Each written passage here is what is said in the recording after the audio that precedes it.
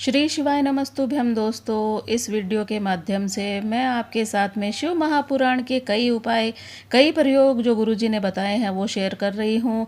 तो गुरुजी कहते हैं, जब आप एक कलश जल भोलेनाथ को चढ़ाने के लिए घर से निकलें और मंदिर तक जाएं, मंदिर के अंदर जाएं, तो आपको दो बातें भोलेनाथ से बोलनी हैं।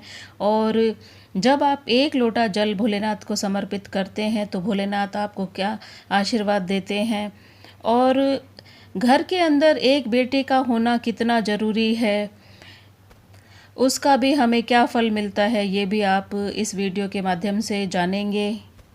और ये जो बार बार में जन्म मरण का प्रपंच है, इससे भी कैसे छुटकारा आपको मिले, ये भी इसी वीडियो के माध्यम से आपको जानने के लिए मिलेगा। तो ये वीडियो पूरा देखें, अंत तक देखें। श्री शिवाय नमस्तुभ्यम दोस्तों। गुरुजी ने शिव महापुराण की कथा में कहा, जब आप मंदिर जाते हैं एक लोटा जल लेकर, अपने घर से जब तांबे के लोटे में जल लेकर आप मंदिर जाओ, कलश में पानी भर कर जब आप मंदिर के लिए घर से निकलते समय, मंदिर की सीढ़ी चढ़ते समय आपको दो बातों का ध्यान रखना है। बड़े सावधानी से सभी मेरे भाई और बहनों, मेरे दोस्तों, आप ये बात जान लीजिए जो गुरुजी ने पहली बार शिव महापुराण की कथा में कहा है। जब आप घर से एक लोटा जल तांबे के कलश में भर कर जाओ और मंदिर की सीढ़ियों पे जब आप चढ़ो, तो आपको दो बातों का ध्यान रखना है।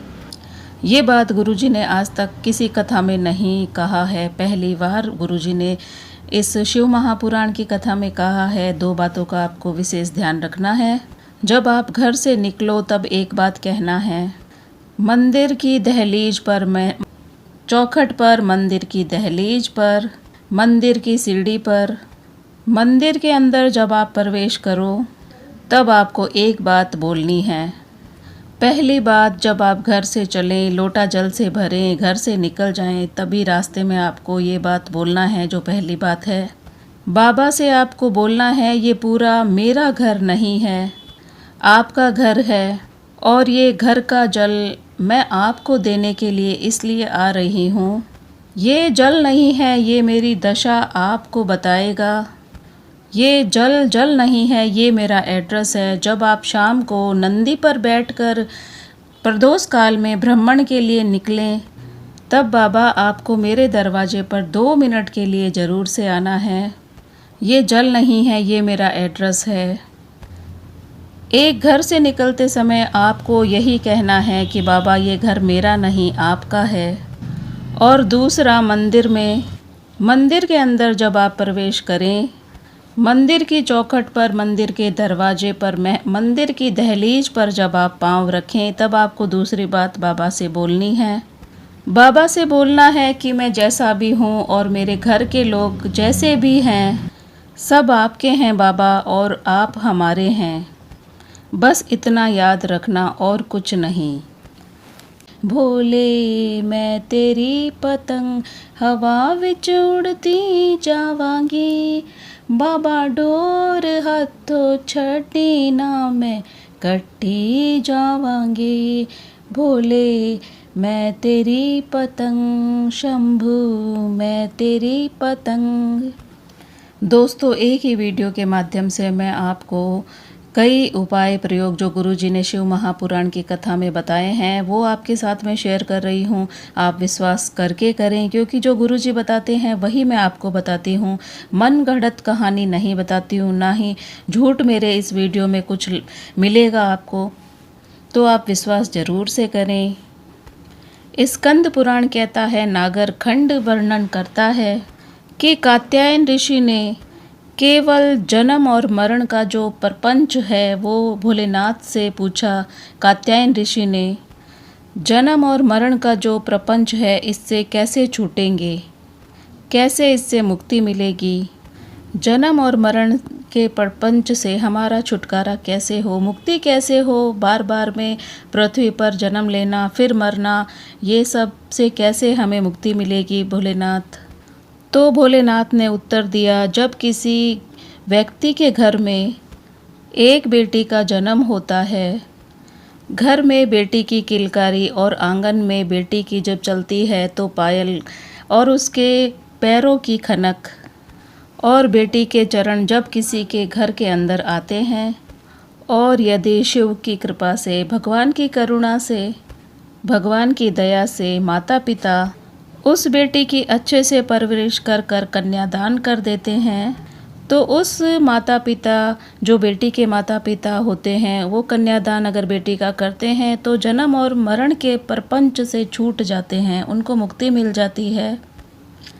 तो गुरुजी ने कहा शिव महापुराण की कथा में, तो इससे सरल और क्या होगा जो भोलेनाथ ने वरदान दिया है। जिसके घर में बेटी होगी उसको तो मुक्ति ऐसे ही मिल जाएगी भोलेनाथ की कृपा से।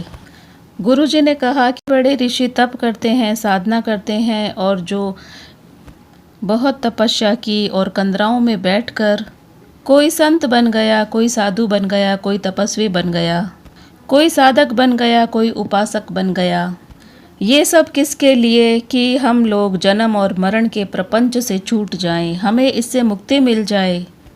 पर भोलेनाथ ने माता पार्वती की साक्षी में कात्यायन ऋषि से कहा कि जब किसी गृहस्थी के घर में एक बेटी का जन्म होगा और उस बेटी की परवरिश जब माता पिता करते हैं लाड से, प्यार से, बेटी की किलकारी जिसके घर में गूंजती है और बेटी के चरण जिस घर में पड़ जाते हैं, और जब बेटी का कन्यादान होता है तो माता पिता को दूसरा जन्म नहीं लेना पड़ता।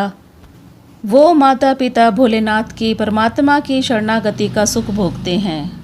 इसी वीडियो के माध्यम से मैं तीसरा प्रयोग उपाय जो गुरुजी बताते रहते हैं अपनी शिव महापुराण की कथा से, वही मैं आपके साथ में शेयर कर रही हूँ।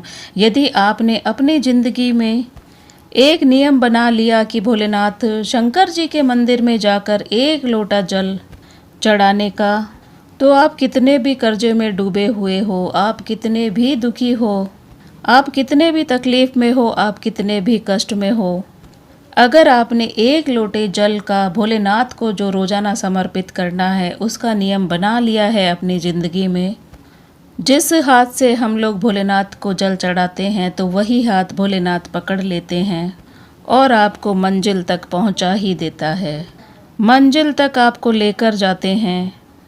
भोलेनाथ की भक्ति जिसके दिल के अंदर, जिसके दिमाग में बैठ जाती है, तो उसको भोलेनाथ की निंदा कैसे अच्छी लग सकती है? बिल्कुल भी अच्छी नहीं लगती। और अगर कोई भोलेनाथ की निंदा कर ही दे तो उससे झगड़ा भी कर लेते हैं कि तू भोलेनाथ की निंदा कर रहा है, तुम शंकर की निंदा कर रहे हो जो मैं नहीं सुन सकता हूँ।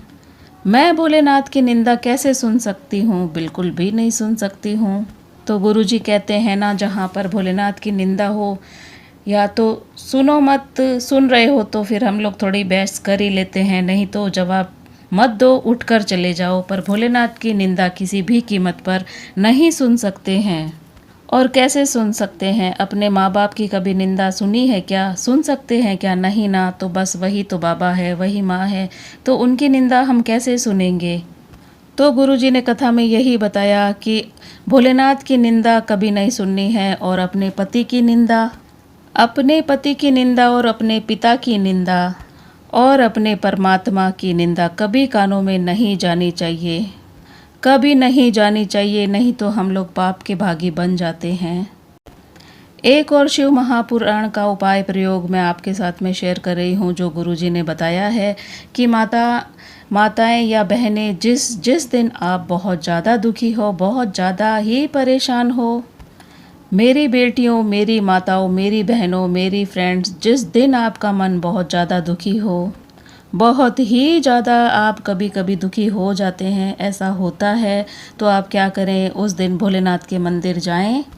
जो आप मंदिर जाएं और भोलेनाथ के मंदिर में आपको जाना है, शिवलिंग के जहाँ पर माता का हस्त कमल है वहाँ पर अपने दोनों हाथ लगाने हैं, जैसे मैंने वीडियो में बताया है, आप ध्यान से देखें।